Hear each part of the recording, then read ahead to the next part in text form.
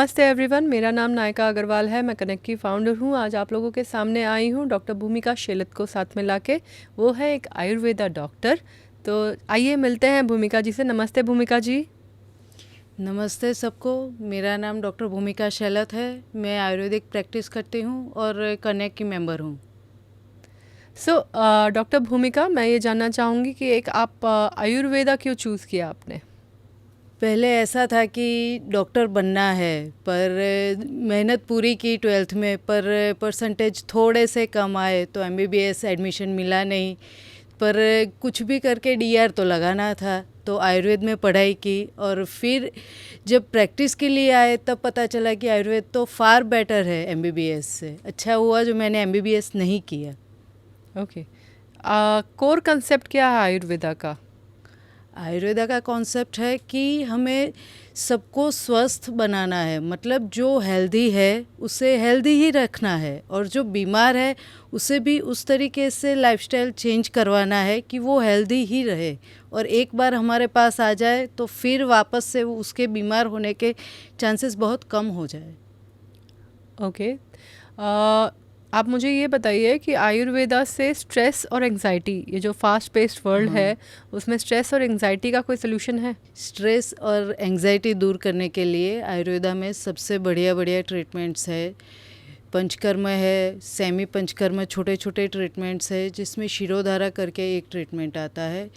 वो बहुत बहुत बेनिफिशियल होता है। अगर आपको हार्ट अटैक एक बार आ चुका है और उसके बाद भी ये हम साथ में शुरू करें तो आपके चांसेस कम हो जाते हैं हार्ट के प्रॉब्लम्स के। ऐसा है। ये कुछ मैंने सुना है कि वात पित्त कफ कुछ होता है, ये क्या चीज़ है? ये आयुर्वेदा का एक तरीके से हम बोले तो बेस है। हमारे शरीर में जैसे बोलते हैं कि पंच तत्व है, वैसे ही आयुर्वेदा मानता है कि हमारे शरीर में 3 दोषा है, वायु, पित्त और कफ। जो भी हम खाते हैं उसमें से ही वो तीनों बनते हैं, और बैलेंस मात्रा में हो, मतलब सम्यक मात्रा में, तो उससे हमारा शरीर अच्छा चलता है। और हर एक में होता है वात पित्त कफ, पर अगर कुछ खाया और वात बढ़ गया तो ऐसा बोलते हैं कि मुझे आज वायु का प्रॉब्लम है। कुछ खाया और हमें एसिडिटी हो गई तो वो पित्त का प्रॉब्लम है। कुछ खाया, बाहर गए, जुकाम हो गया तो वो कफ का प्रॉब्लम है। वैसे कुछ भी अनइवन होता है तो वो रोग पैदा करता है। इसीलिए एक श्लोक भी है कि सम दोष समाग्निश्च समधातु मलक्रिय प्रसन्नात्मेंद्रिय मनः स्वस्थिति अभिधीयते। अगर आपके शरीर में आपके सारे दोषा, सारे अग्नि सब बैलेंस फॉर्म में है तो आपका शरीर स्वस्थ है। ओके। आयुर्वेदा में ऐसा कुछ है कि ये खाना चाहिए और ये नहीं खाना चाहिए, ऐसा कुछ है? आयुर्वेदा में बहुत सारे मॉडिफिकेशंस है कि ये खाओ, ये मत खाओ, जिसे हम पथ्य और अपथ्य बोलते हैं। पर आजकल के ज़माने में जो कॉन्ट्राडिक्ट फूड है वो नहीं खाने चाहिए। जैसे जैगरी के साथ मिल्क, गुड़ के साथ दूध नहीं खाना चाहिए। फिर प्याज के साथ दूध नहीं जाना चाहिए, दूध और दही साथ में नहीं जाना चाहिए। फिर हनी को, मतलब मध को गर्म पानी में नहीं डालना चाहिए, गुनगुने पानी में डालना चाहिए। फिर मध और घी, शहद और घी दोनों इक्वल प्रोपोर्शन, मतलब सम्यक मात्रा में नहीं होने चाहिए। अगर एक ज़्यादा है तो दूसरा कम होना चाहिए। अगर एक ही मात्रा में लेंगे तो वो जहर बन जाता है। आपने आयुर्वेदा की कोई पढ़ाई की है? BAMS पढ़ाई होती है, वो 4.5 साल की होती है, और उसके बाद 1 साल की इंटर्नशिप होती है जैसे MBBS में होती है। Okay, fantastic. सो आयुर्वेदा में जो कॉन्सेप्ट्स हैं वो एलोपैथी से बेटर है या एलोपैथी बेटर है? एलोपैथी, अगर आपका कोई ऐसा प्रॉब्लम है, मतलब रोग है जो सर्जरी के बिना सॉल्यूशन ही नहीं है, सिर्फ उसके लिए एलोपैथी चाहिए। बाकी तो ऐसा कोई रोग नहीं है जो आपका आयुर्वेद से क्योर ना हो सके। पर उतना ही है कि जब वो रोग बहुत बढ़ जाता है तब हम जाते हैं डॉक्टर के पास।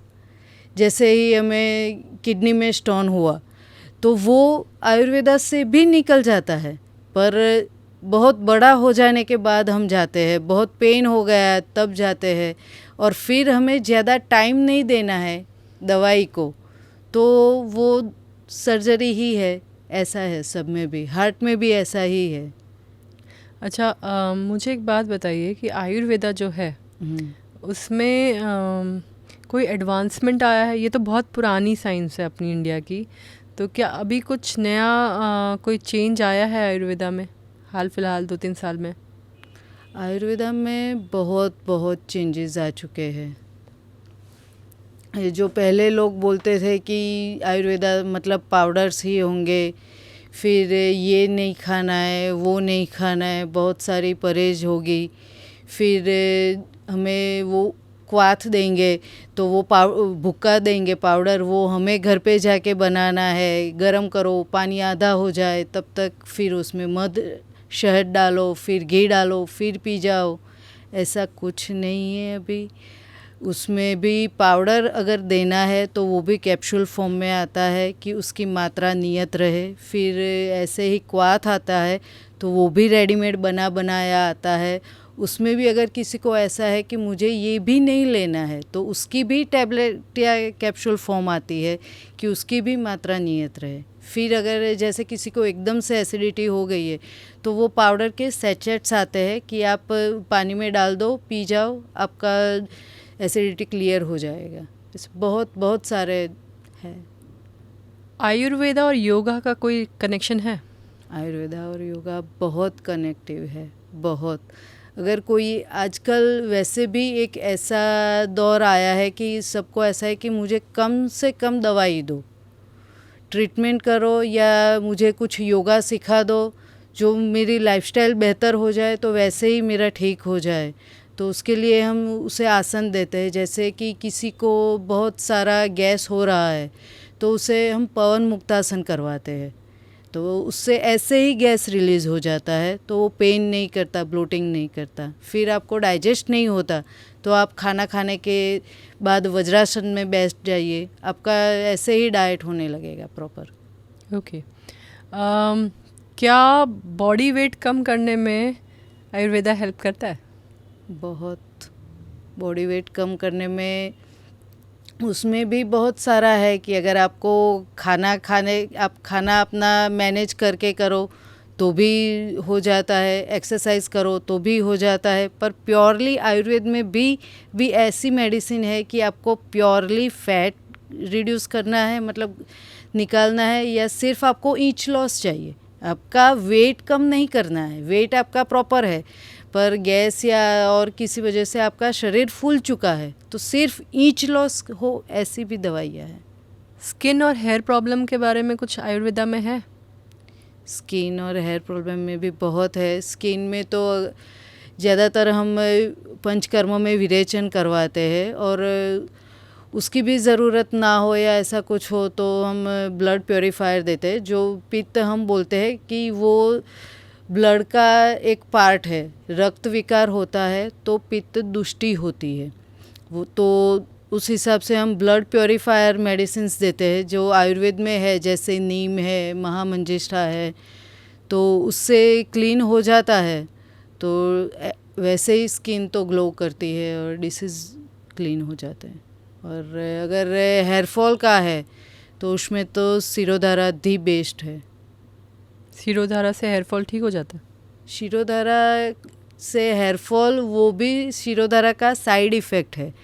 शिरोधारा हम मेनली यूज़ करते हैं एंग्जाइटी के लिए, स्ट्रेस के लिए। जैसे आजकल 40 की उम्र के बाद सब लोग बॉडी टेस्ट करवाते हैं, फिर हार्ट की कोई ना कोई दवाइयाँ चालू हो जाती है।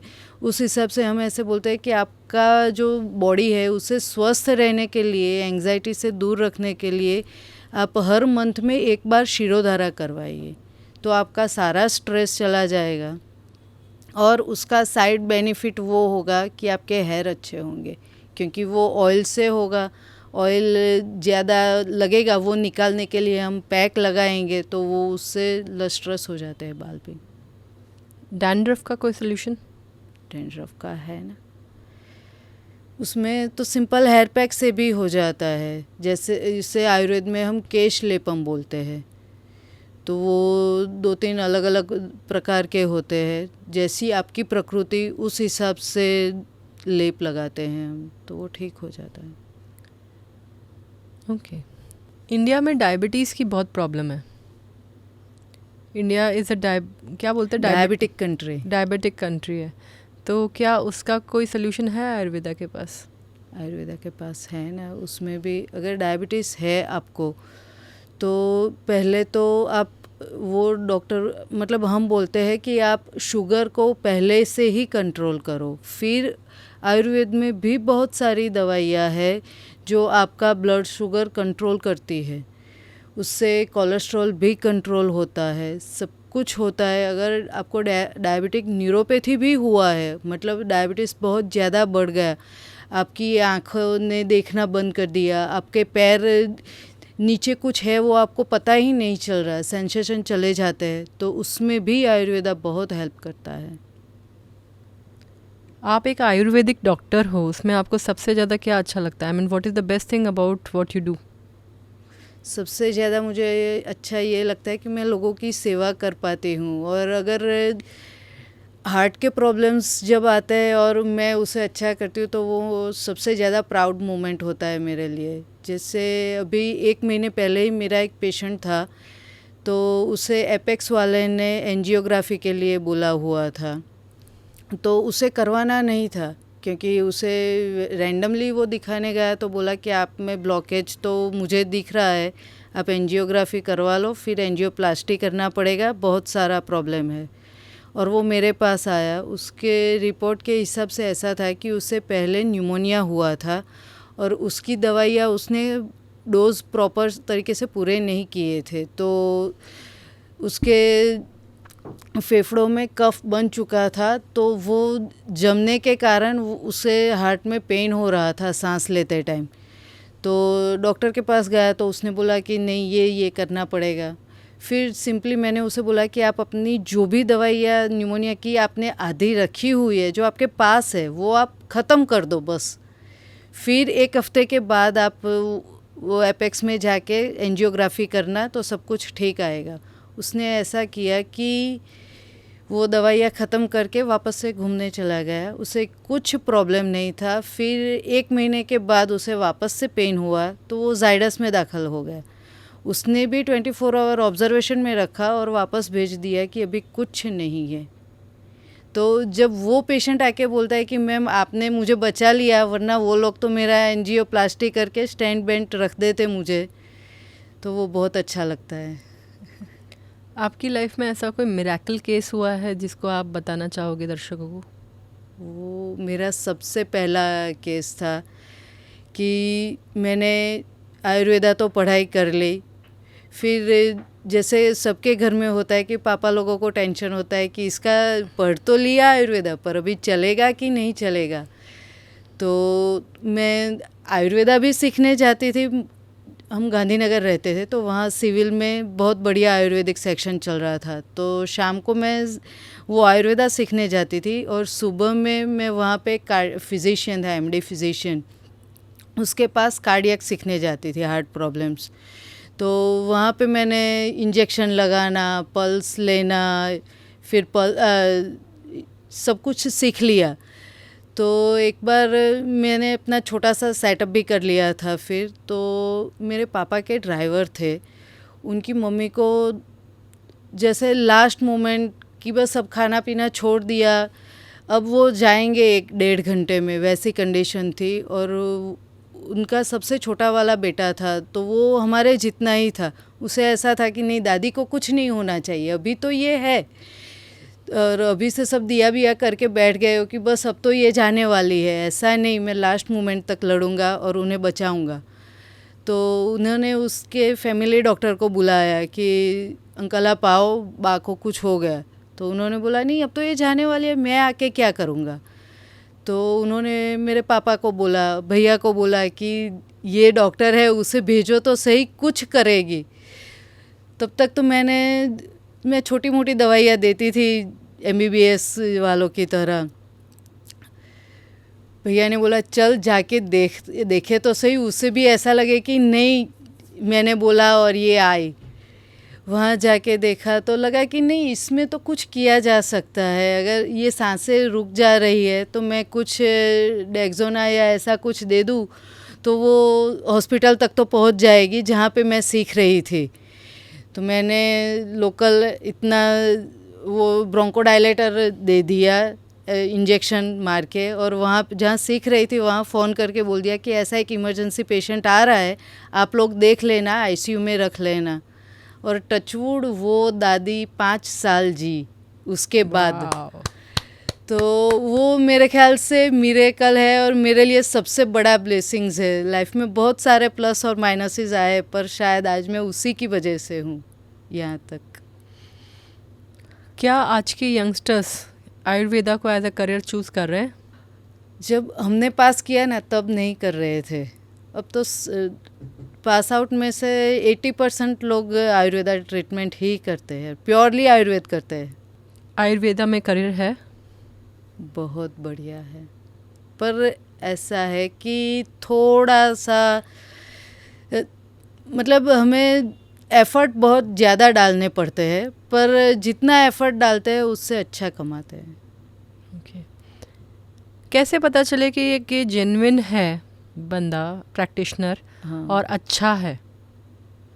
अगर आपको कोई प्रॉब्लम है, आप उसे जाकर बोलो कैजुअली कि मुझे ये हो रहा है, और अगर वो बोले कि नहीं आप ये टेस्ट करवाओ, वो टेस्ट करवाओ, तो जेन्युइन नहीं है। पर वो बोले कि ठीक है आपने बोल लिया, अब आप 1 मिनट रुक जाओ, मैं आपका नाड़ी परीक्षण करता हूँ, फिर मैं बोलूँ, उसमें आप हाँ या ना बोलो, फिर मैं अपनी दवाइयाँ तैयार करता हूँ, तो वो सबसे बढ़िया है।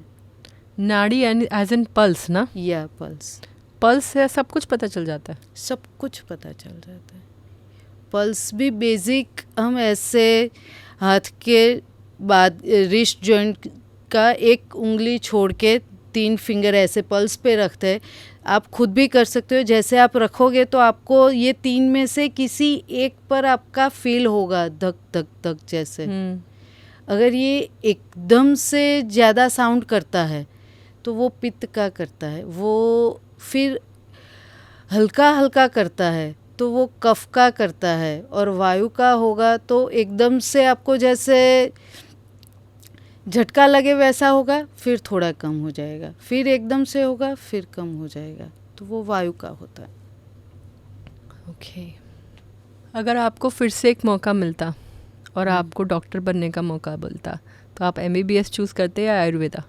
नहीं, मैं करती तो आयुर्वेदा ही, पर MD रह गई तो MD कर देती, क्योंकि उसमें भी ऐसा हुआ था कि मैंने वो टेस्ट तो दे दिया, उसमें मैं फ़ेल हो गई। तो उस टाइम पे पता नहीं चल रहा था कि आयुर्वेद में छोटे छोटे डिप्लोमा कोर्सेज भी होते हैं, अगर आप MD नहीं कर पाए तो डिप्लोमा भी होता है, वो उस टाइम पे ध्यान नहीं था। अगर वापस से होता तो मैं छोटे छोटे 2-3 डिप्लोमा कोर्स कर देती।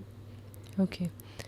आयुर्वेदा में जो है, मतलब जो ये आयुर्वेदा साइंस है, इसमें ऐसी कौन सी चीज़ है जो आपको लगता है कि ये चीज़ मतलब धरोहर है इंडिया की? आई मीन ये चीज़ इंडिया ने ही दुनिया को दी है, ऐसा कुछ है? आयुर्वेदा इट्सेल्फ एक धरोहर है, क्योंकि जब MBBS का ज्ञान यहाँ तक नहीं पहुँचा था, उस टाइम पे भी हमारे जो पुराने ऋषि मुनीज़ है, तो वो उस टाइम पर भी सर्जरीज करते थे और सारे रोग दूर हो जाते थे। ऐसा तो था नहीं कि वो लोग MBBS वाले नहीं आए, अंग्रेज़ नहीं आए तो हमारे पास सारे लोग ऐसे ही मरे जा रहे थे। हमारे ऋषि मुनियों के पास सबसे ज़्यादा ज्ञान है, पर वो लोगों के पास पहुंचा नहीं है। और आयुर्वेद में उसकी 3 संहिताएं हैं, चरक संहिता, सुश्रुत संहिता और वाग्भट अष्टांग हृदय। तो उन सब में एक एक पेज पे ज्ञान इतना है कि अभी तो ऐसा लगता है कि आधा ही बाहर आया है। जितना इनोवेशन किया जाए उतना कम है। ये जो 3 संहिताएं आपने पढ़ी हैं? हाँ, पढ़ी हैं। पढ़ी। संस्कृत में होंगी? संस्कृत में है। आपको समझ में आ गई? आ गई, क्योंकि आयुर्वेद जब पढ़ते हैं तो उसके फर्स्ट ईयर में 600 मार्क का आयुर्वेद संस्कृत पढ़ना पड़ता है। अच्छा। और फाइनल तक आते आते मतलब फर्स्ट सेकंड थर्ड, तो थर्ड में हमें गुजराती भी लिखना पड़ता है, संस्कृत भी लिखना पड़ता है, हिंदी भी लिखना पड़ता है, और उन्हें वो मॉडर्न के साथ कैसे हम रिलेट कर पाए तो इंग्लिश भी लिखना पड़ता है। तो चारों लैंग्वेज एक साथ सब कुछ होता है। ऐसी कोई चीज़ बताइए जहाँ पे आयुर्वेदा ने एक्सेल किया है एलोपैथी से ऊपर बहुत ज़्यादा। ब्रेन, मतलब ये जो हम बोल रहे हैं कि शिरोधारा करते हैं, तो वो एंजाइटी और उन सब के लिए डिप्रेशन की एलोपैथी के पास दवाइयाँ मेरे ख्याल से नहीं है, क्योंकि सारे डिप्रेशन के जो शिकार होते हैं वो घूम फिर के आयुर्वेद में आते हैं। मैंने बहुत सारे ठीक किए हैं। और वैसा ही एक है कि जॉइंट पेन, डिजनरेटिव चेंजेस, जैसे एलोपैथी के पास उन लोगों का कोई इलाज ही नहीं, डिजनरेटिव चेंजेस है तो वो लोग कुछ नहीं कर सकते, आप अपने जॉइंट रिप्लेस करवा लो, कोई भी जॉइंट हो। तो आयुर्वेदा जहाँ तक आपका डिजनरेशन हो चुका है वहाँ से आपको स्टॉप करवा देगा कि आप ये लो, तो आगे डिजनरेटिव चेंजेस बहुत कम होंगे, और जो हो चुके हैं वो मैनेज कर सकते हैं हम। जैसे हम झूला करते हैं तो उसके वो कड़े में से आवाज़ आती है किचुड़ किचुड़ करके, हम उसमें ऑयलिंग करते हैं, झूला एकदम से अच्छे से चलने लगता है। फिर वातावरण के वजह से उसमें जंग लगता है तो वापस से हमें ऑयलिंग करना पड़ता है। सेम एज है कि हम हमारे जॉइंट्स में ऐसे बस, हम उसे बस्ती बोलते हैं, जानू बस्ती, कटी बस्ती, वैसे। तो आप वो करवा के ऑयलिंग करो, अपने जॉइंट्स में ऑयलिंग दो, तो वो मैनेज रहते हैं। क्या विश्व में आयुर्वेदा को मान्यता मिली है जो उसको मिलनी चाहिए?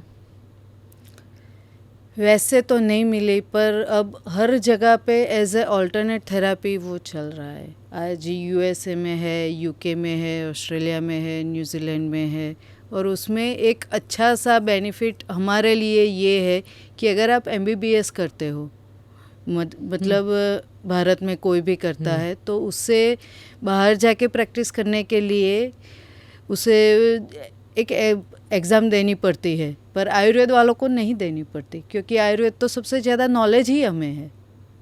तो हम ऑल्टरनेट थेरापी के हिसाब से वहाँ कुछ भी कर सकते हैं। आयुर्वेदा में फेक क्या चल रहा है? फेक तो बहुत कुछ चल रहा है। आयुर्वेदा मतलब हमारी मेडिसिन्स में भी काफ़ी ऐसा है कि जैसे आसव अरिष्ट होते हैं हमारे, वो मेडिसिन को ही उतना ज़्यादा फर्मेंट किया जाता है कि वो आसव और अरिष्ट बनते हैं। वो one type of alcohol base बन जाता है, पर वो दवाइयों का ही होता है, तो वो हमारे रोगों को ठीक करता है। तो उसका भी लोग, आपको मतलब किसी को भी अल्कोहल पीना है और नहीं मिल रहा तो वो सब यूज़ करते हैं। जैसे हमारा द्राक्षा साव, द्राक्षारिष्ट है, वो ऐसे ही लोग अल्कोहल की तरह यूज़ करते हैं, तो वो फेक और प्रॉब्लमेटिक है। फिर कफ सिरप में वो सब जाता है, वो भी प्रॉब्लमेटिक है। फिर हमारी दवाइयों में वो स्टीरॉयड डालते हैं, कि पहले ऐसा था कि आयुर्वेद में जल्दी रिज़ल्ट नहीं मिलता था, तो उसमें स्टीरॉयड डाल के कि अब आयुर्वेद जल्दी रिज़ल्ट देता है, वो भी फेक बनते हैं। इसलिए थोड़ा ध्यान रखना पड़ता है, पर बढ़िया है। आयुर्वेदा में ये 4.5 साल के कोर्स के बाद कुछ है ना, हम एमडी कर सकते हैं। जिससे एमबीबीएस में फिजिशियन, कार्डियोलॉजिस्ट अलग अलग होते हैं, वैसे आयुर्वेदा में भी होते हैं, गायनेकोलॉजिस्ट होते हैं, पीडियाट्रिशियन होते हैं, फिर ईएनटी होते हैं, सिर्फ ऑप्थेल्मोलॉजिस्ट होते हैं। फिर हमारे में वो पाइल्स का ज़्यादा है तो प्रोक्टोलॉजिस्ट भी अलग से होते हैं, स्किन स्पेशलिस्ट होते हैं, बहुत कुछ है आयुर्वेद में। आयुर्वेदा की सबसे बड़ी यूनिवर्सिटी कौन सी है इंडिया में? जामनगर, गुजरात में जामनगर में है, और इंडिया में उत्तराखंड में है, ऋषिकेश, हरिद्वार ऋषिकेश में वहाँ पे सबसे बड़ी है। सबसे बड़ी। आयुर्वेदा में ऐसी कौन सी एडवाइस है जो एक कॉमन मैन अपनी लाइफ में रोज़मर्रा में यूज़ कर सकता है? सबसे पहले तो वही कि हमारा रूटीन हम ठीक करें, सुबह टाइम से उठे, फिर नाश्ता करें, सुबह में खाना टाइम से खाए, दिन में ना सोए और सोए तो पावर नैप लें, रात का खाना 6:30-7 बजे तक खा लें, 10 बजे सो जाए। वो सबसे बेटर वे है आयुर्वेद का फॉलो करने का, जिसे हम दिनचर्या बोलते हैं। आयुर्वेद में अगर हमने हमारी दिनचर्या ठीक कर ली तो हमें रोग ही नहीं होंगे, क्योंकि आयुर्वेदा में ऐसा बोलते हैं कि सुबह का समय वो वायु का होता है, फिर दोपहर का वो पित्त का होता है और शाम का कफ का होता है। तो अगर आपको सुबह में वायु जैसा लगेगा, आपने हैवी खाना खा लिया तो वायु का वैसे ही शमन हो जाएगा।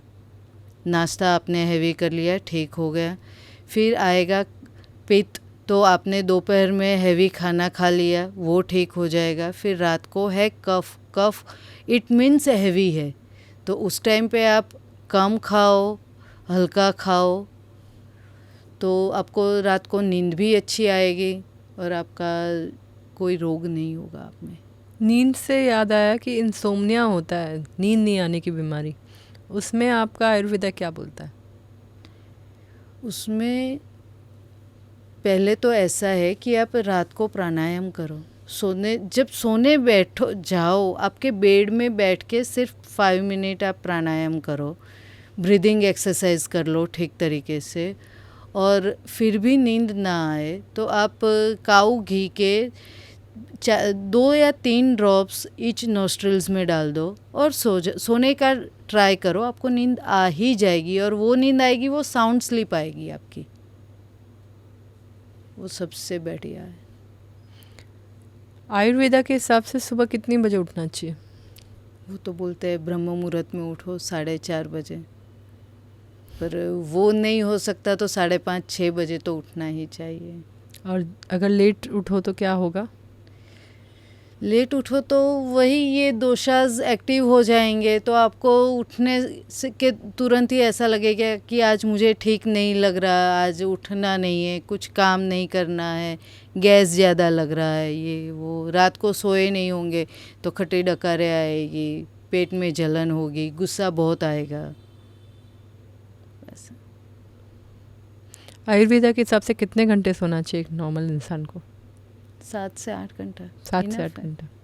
और दिन में तो सोना ही नहीं चाहिए। और कितना आहार करना चाहिए?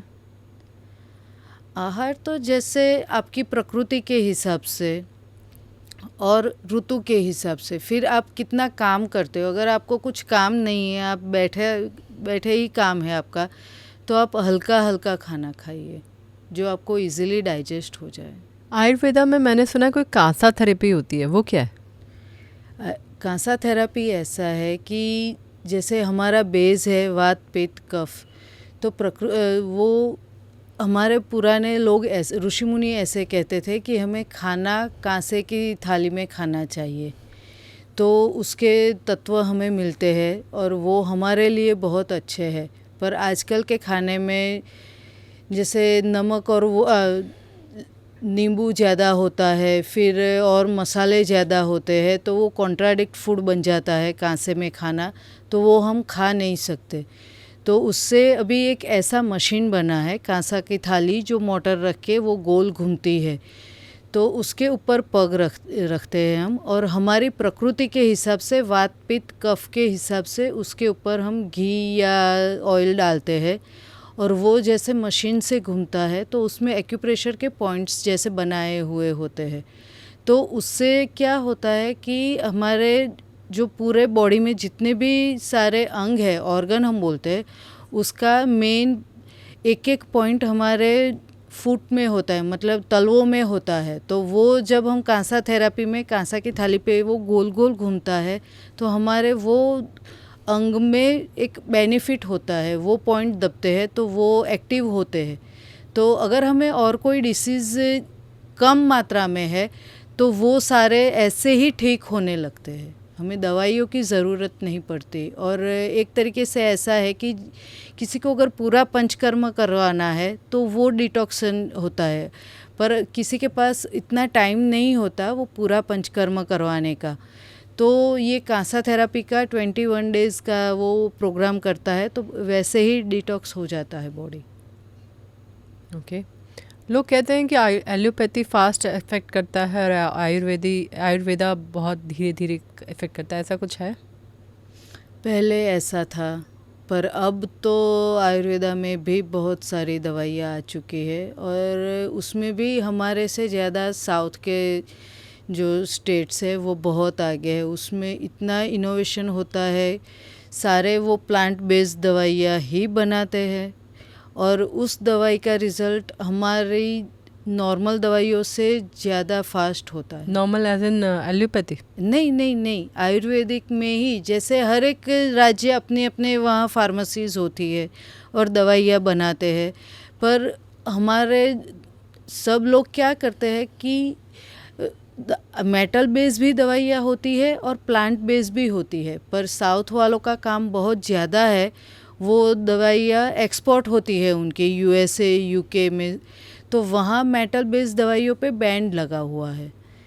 तो उन लोगों ने अपनी दवाइयों में इतना सारा इनोवेशन कर दिया है कि सारी दवाइयाँ वो प्लांट बेस्ड है, और इफ़ेक्ट भी नॉर्मल ये मेटल बेस्ड दवाइयों से फास्ट करती है। और हमें ऐसा है कि 4 या 5 दवाइयाँ अगर क्वाथ है तो वो अलग अलग से देने पड़ते हैं कि इसमें से 2 चम्मच लेना, उसमें से 2 चम्मच लेना।